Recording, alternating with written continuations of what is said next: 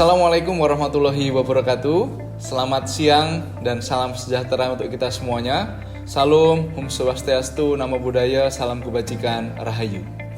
Perkenalkan, nama saya Dian Satria Yuda Kartika, Eskom Mkom, berasal dari Program Studi Bisnis Digital, Fakultas Ilmu Komputer, Universitas Pembangunan Nasional Veteran Jawa Timur.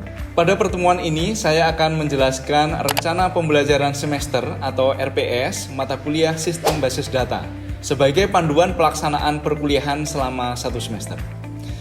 Mata kuliah Sistem Basis Data ini merupakan mata kuliah yang mempelajari konsep dasar mengenai perancangan basis data atau database yang digunakan untuk membangun sebuah sistem informasi, dimulai dari pemahaman konsep, komponen, dan struktur basis data, DBMS, normalisasi, dan diakhiri dengan melakukan perancangan dan implementasi basis data terhadap suatu kasus nyata.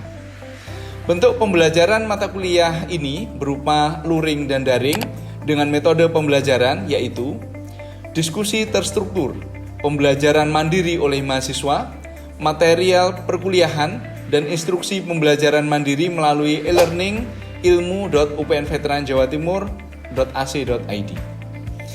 Referensi utama mata kuliah basis data ini yaitu buku berjudul Database System: A Practical Approach to Design, Implementation and Management, edisi ketiga, Edison Wesley tahun 2001, Fundamental of Database System, The Benjamin Publishing Company, California tahun 2001, dan buku Fatansyah dengan judul Basis Data Revisi Kedua, Informatika, Bandung tahun 2015.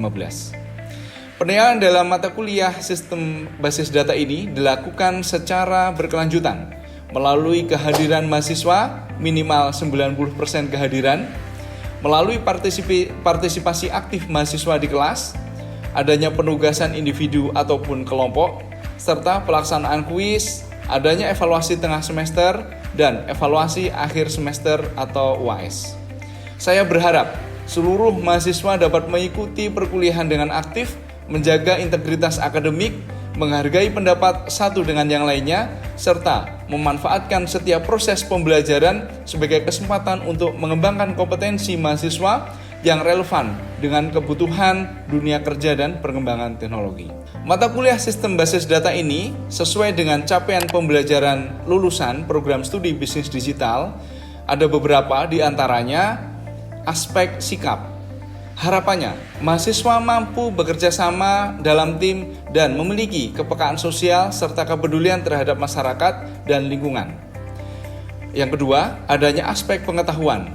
Mahasiswa menguasai konsep pengetahuan mengenai transformasi data menjadi informasi, insight and knowledge, menggunakan metode statistik, aplikasi probabilitas, machine learning, dan konsep teoritis bagian khusus dalam bidang pengetahuan secara mendalam, serta mampu memformulasikan penyelesaian masalah secara prosedural.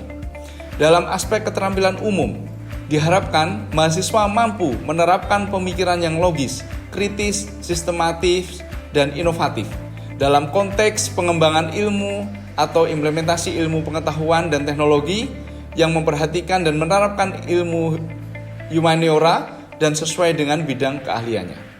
Dalam aspek keterampilan khusus, diharapkan mahasiswa mampu merumuskan pemecahan masalah data science secara inovatif dan memanfaatkan teknologi sistem cerdas berbagai konsep-konsep yang relevan menggunakan pemodelan yang tepat. Dalam mata kuliah Sistem Basis Data ini mempunyai capaian pembelajaran mata kuliah. Di antaranya, mahasiswa mampu memahami dan menjelaskan konsep basis data secara umum. Yang kedua, mahasiswa mampu menggunakan alat perancang basis data dalam merancang sebuah basis data.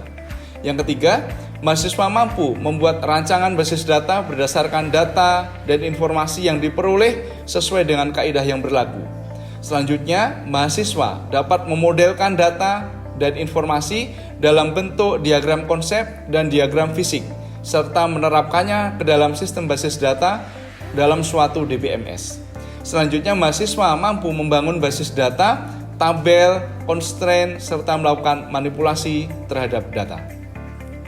Dalam 1 semester mata kuliah ini disampaikan sebanyak 16 kali pertemuan, adanya 14 kali pertemuan secara materi, dan dua pertemuan berupa evaluasi di tengah ataupun di akhir semester. Baik Bapak Ibu yang saya hormati, pada video pembelajaran ini saya akan menjelaskan materi pertemuan kedua mata kuliah Sistem Basis Data. Berikut adalah video pembelajaran dari saya. Assalamualaikum warahmatullahi wabarakatuh. Oke. Apa kabar hari ini? Sehat semuanya?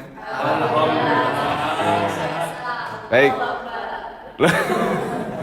Baik, bertemu lagi di mata kuliah Basis Data. Jadi sebelum kita masuk ke perkuliahan, marilah kita berdoa menurut agama dan kepercayaan masing-masing.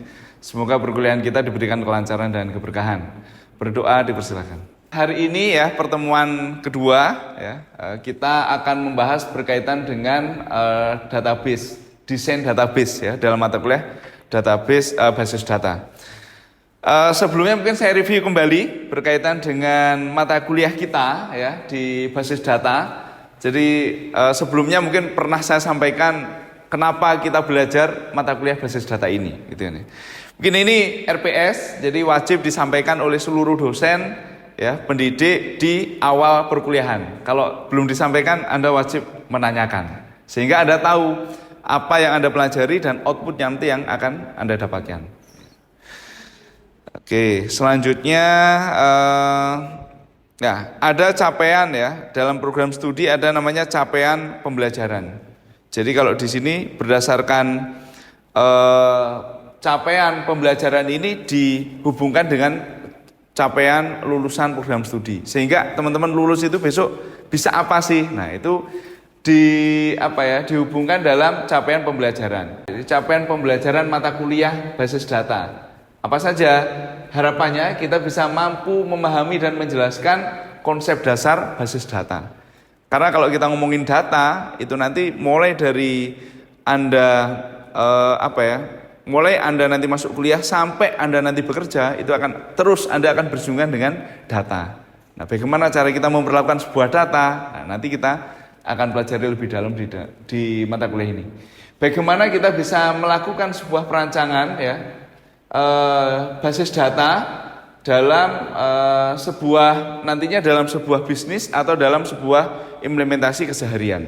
Karena nanti ini akan terhubung juga dengan mata kuliah yang lain di algoritma dan pemrograman, di perancangan aplikasi berbasis web ataupun mobile, sampai nanti mungkin mata kuliah akhir ada di data mining, text mining, semua berhubungan dengan data. Mana nanti kita bisa memodelkan data dan informasi dalam bentuk diagram, konsep, dan diagram fisik.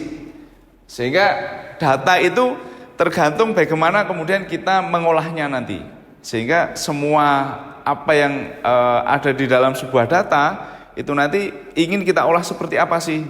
Data mungkin saat ini kita menemukan data itu jumlahnya hanya berapa ya? Kalau jumlah mahasiswa itu kan satu kelas ada 40 katakan. Satu angkatan ada sekitar 120 misalnya. Tapi di dunia industri dan dunia bisnis itu data kita bisa sampai ribuan bahkan puluhan ribu seperti itu.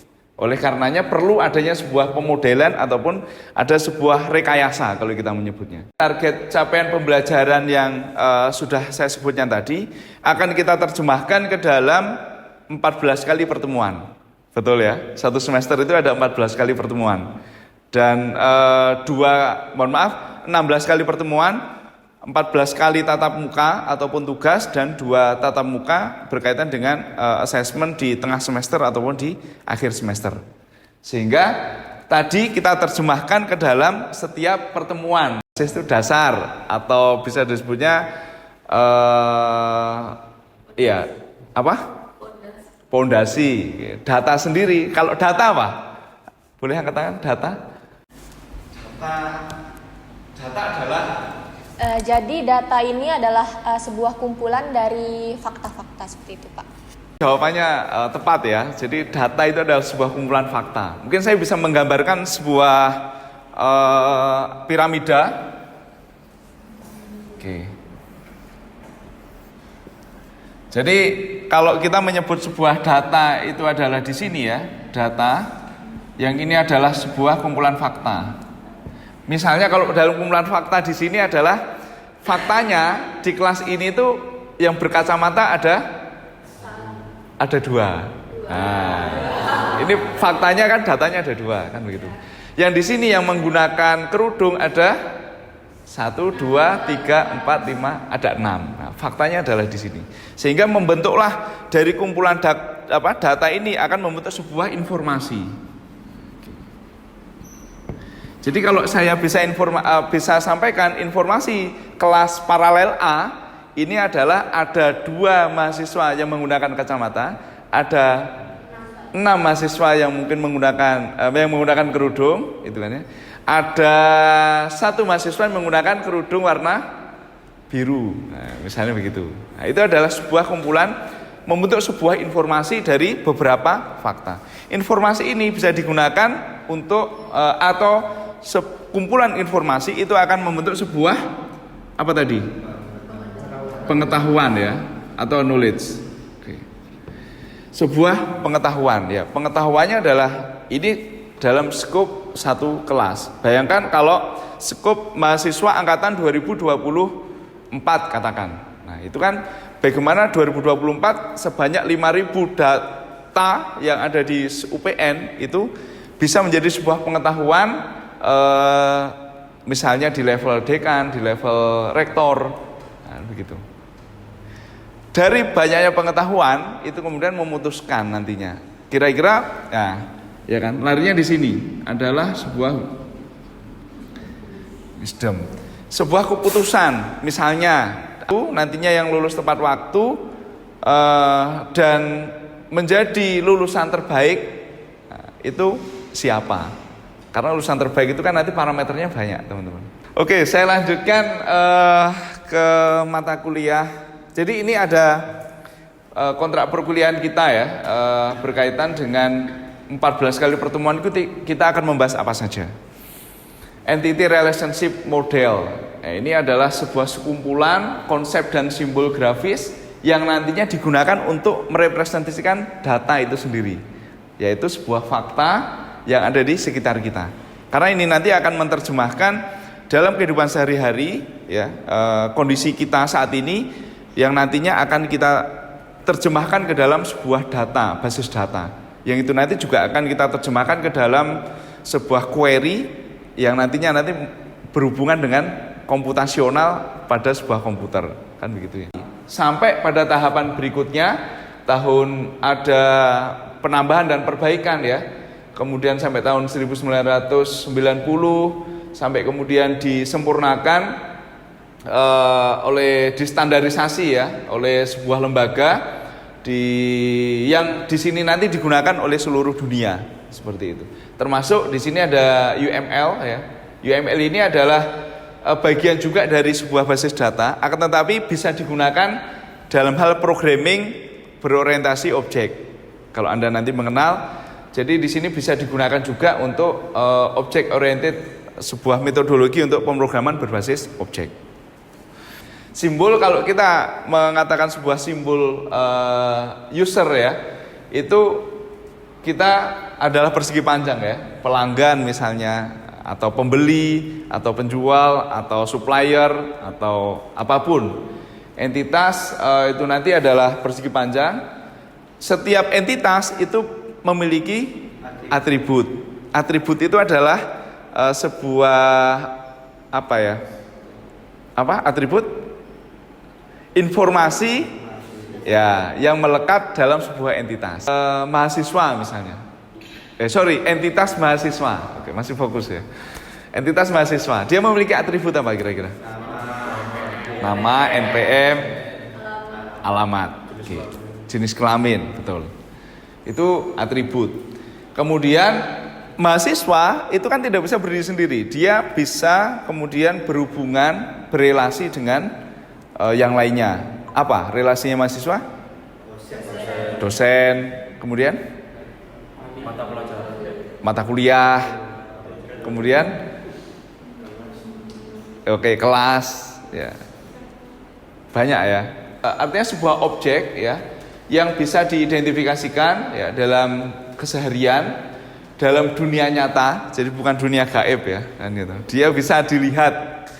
Dan entitas ini dapat berupa orang, benda, tempat kejadian dan semacamnya. Nah, ini contohnya. Ketika orang ya kita di lingkungan kampus misalnya, mahasiswa, dosen, kemudian ada di lingkungan bisnis ada pemasok, penjual.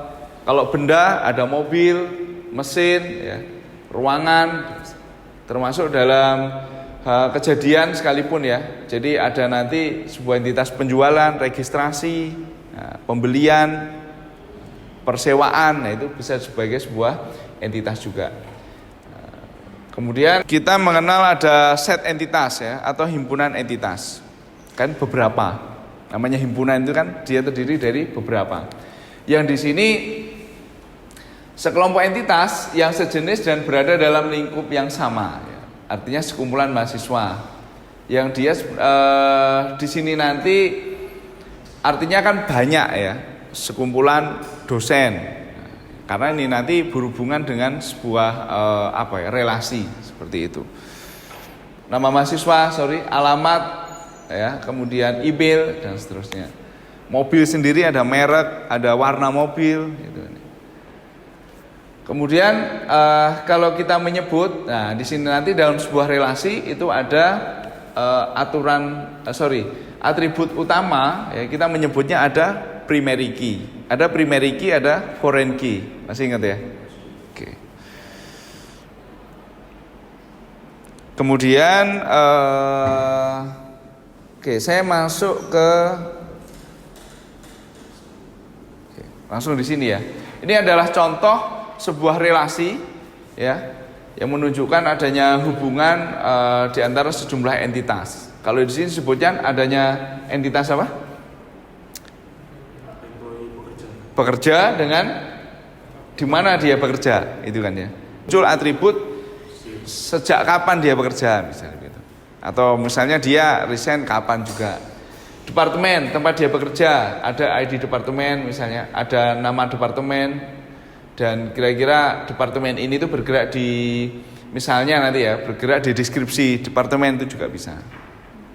Oke, finalitas yang kalau kita mengenal sebuah data, yang pertama adalah one to many, many to one. Bisa memberikan contoh ya teman-teman. Kalau yang many to many, contohnya apa kira-kira? Yang dia hanya satu, yang berhubungan dengan satu juga. One to one. One to one kira-kira contohnya apa kalau one to one? One to one? Ya, one to many. Sesederhana begitu ya. Jadi sebenarnya setiap relasi itu adalah bagaimana kita dalam hal realitasnya seperti apa sih kan gitu. Kalau many to many lagi misalnya, satu dosen menjabat satu kami ya untuk yang one to one. One to many sama many to one sebenarnya tinggal dibalik dari sudut pandang mana kita melihat. Kalau dari sudut pandang satu mata kuliah diampu oleh satu dosen, yaitu one to one. Satu mata kuliah bisa diampu lebih dari satu dosen, menjadi one to many. Larinya satu mahasiswa bisa mengambil banyak mata kuliah, one to many. Selanjutnya yang many to many apa? Many to many, karena many to many nanti dalam sebuah sistem dia akan membentuk sebuah entitas baru, sebuah entitas baru di dalamnya. Itu pasti kalau Anda generate nanti dia akan keluar entitas baru. Artinya yang dia bisa mengambil banyak gitu kan ya, banyak. Misalnya kalau yang many to many apa nih teman-teman? Kira-kira sebagai entitas kuat dan kita mengenal entitas lemah. Entitas kuat itu berarti dia memang bisa berdiri. Entitas lemah itu misalnya seperti apa? Entitas lemah itu adalah ketika ya sebuah entitas itu tadi memang dia keberadaannya itu artinya tidak mempengaruhi entitas yang lainnya. Jadi dia kayak menjadi sebenarnya dia bisa dikatakan sebuah subentitas, entitas lemah itu. Karena keberadaannya itu tidak wajib gitu ya. Ada Ada itu memberi informasi ke entitas yang kuat. Kemudian ada hubungan, ya. Hubungan atau di sini adalah hubungan antar entitas. Kemudian ada entitas asosiatif gitu kan ya. Ada atribut nilai berganda dan atribut turunan. Kemudian muncul entitas yang lainnya. Nah, ini yang membuat ambigu. Sebenarnya ini hubungannya entitas ini dengan entitas yang mana sih sebenarnya? Kan begitu. Baik. Selanjutnya saya nyambung ke sini. Kalau sederhananya, kalau yang ke kanan ya, dari kiri ke kanan kita menyebutnya adalah sebuah kolom yang digunakan untuk mengisi sebuah atribut. Betul. Yang ke bawah itu adalah kita menyebutnya adalah sebuah baris untuk mengisi ya berapa banyaknya data dalam sebuah tabel. Pahami ya? Oke. Jadi nanti ketika kita menerjemahkan dalam sebuah ER diagram, itu kemudian kita masukkan ke dalam sebuah konseptual diagram, ya. Nanti bentuknya atau dalam sebuah database, maka dia akan nanti masuknya adalah adanya sebuah kolom dan baris seperti itu. Tabel mahasiswa dia memiliki NIM. Kita sebut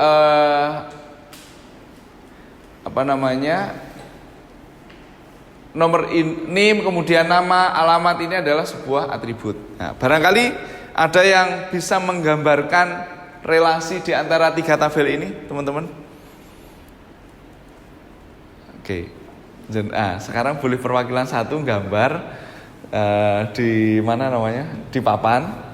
Ya, berkaitan dengan misalnya tabel mahasiswa, Anda bikin entitas. Lebih video nih terus. Tabel misalnya mahasiswa dengan mahasiswa dengan dosen gitu kan. Ngomong perwalian. Berarti dia kalau perwalian apa? One to many ya. Karena satu dosen itu bisa mewali banyak mahasiswa. Ini sih. Tulisan ini ya. Terus gini, itu aja, tulisan mahasiswa sama dosen gitu.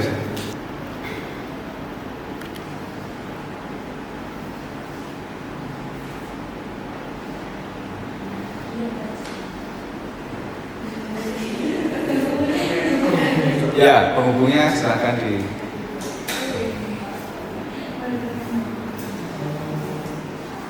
Penghubungnya tadi apa simbolnya penghubung? Ketupat, betul. Ya, silakan dibetulkan. Kan kalau yang ini many ya, ini one, satu dan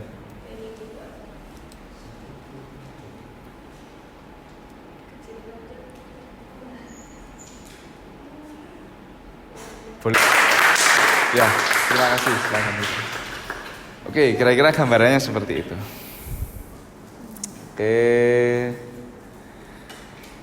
Oke, untuk pertemuan berikutnya saya akan memberikan penugasan ya, teman-teman. Jadi saya akan memberikan penugasan. Silahkan nanti dikerjakan secara berkelompok ya. Maksimal kelompoknya adalah 2 orang. Kemudian buatlah contoh untuk masing-masing relasi lemah dan kuat, minimal mempunyai 4 entitas di dalamnya dan mengandung subentitas, dan sebutnya 4 entitas itu adalah atribut yang melekat pada entitas tersebut. Oke, nanti silahkan dikumpulkan minggu depan ya, kirim ke email saya, gitu kan ya. Kirim ke email saya untuk nanti proses pengumpulannya. Baik, dalam pertemuan desain data basis data di pertemuan hari ini ada yang ditanyakan, teman-teman semua? Ada. Oke, saya rasa untuk pertemuan hari ini cukup. Akan tetapi nanti kita akan bertemu lagi di pertemuan berikutnya ya, di pekan berikutnya, membahas terkait dengan transformasi model data ke data fisik seperti itu. Jadi tidak hanya konseptual data model saja, tapi ada physical data model juga. Oke ya. Silahkan untuk tugas yang sudah diberikan nanti dikumpulkan ya, dikerjakan secara berkelompok. Semoga diberikan kemudahan dalam hal pengerjaan. Oke, untuk mengakhiri perkuliahan, marilah kita berdoa ya, menurut agama dan kepercayaan masing-masing. Semoga perkuliahan hari ini diberikan keberkahan dan kemanfaatan. Berdoa, dipersilakan. Oke, selesai. Terima kasih atas perhatiannya. Sekian, Assalamualaikum warahmatullahi wabarakatuh. Oke, sama-sama.